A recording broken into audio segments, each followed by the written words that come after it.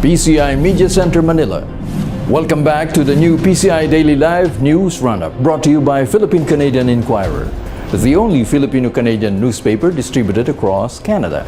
I'm Manny Noelabel. Thank you for joining us. We have the latest news development. In the news,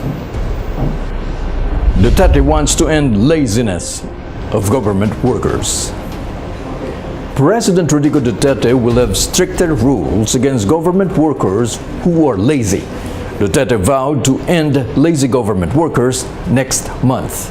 According to Duterte, the problem in government is indolence or laziness, as they take for granted the people's interest. In his 40-minute impromptu speech at the New Hope Village relocation, Duterte scolded government officials and employees who are fully paid but are working fewer hours than their required work schedules. The president said that other workers are spending their scheduled working hours in malls after lunch. Duterte explained that as fully paid government employees, he said that they are swindling the government. Meanwhile, Civil Service Commission said that they will file cases against lazy government workers. Pinay OFW executed in Kuwait. The Department of Foreign Affairs, or DFA, confirmed the death of a Filipino contract worker in Kuwait. Jakachak Pawa was sentenced to death and executed last Tuesday night at 10:19 Kuwait time. According to her brother, Air Force Lieutenant Colonel Angaris Pawa, Jakacha was accused of killing her employer's daughter in 2007. Pawa said in an interview that his sister was crying when she informed him about her scheduled execution and asked for forgiveness. However, the verdict was already handed down, even though the fingerprinted Jakawa was not evident in the crime scene and there's no blood stain that matched her blood samples. Pawa is also upset for the lack of effort from the Philippine government about his sister's case. Meanwhile, Pawa made an appeal to President Rodrigo Duterte to help Jakacha's children, particularly in educating them.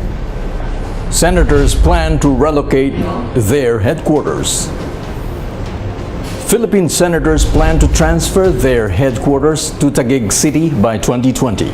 On Senate hearing on Wednesday, January 25, there are three possible relocation sites: the Navy Village, the Diplomatic Consular area, and the Hit Park area.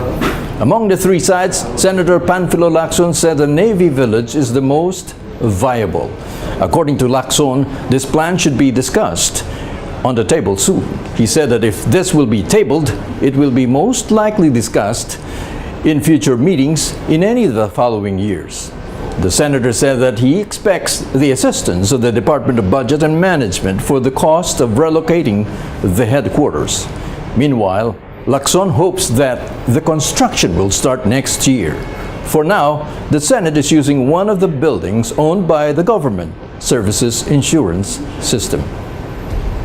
And that's the latest news roundup from Manila. PCI Daily Live News Roundup is brought to you by CanadianInquirer.net, where you can browse for the latest news development with complete stories anytime. With Debbie Mangabat, our news editor, and Gino Alcantara, our graphics designer and video editor. I'm Manny Noelabel. Thank you for joining us. We'll see you tomorrow. Goodbye.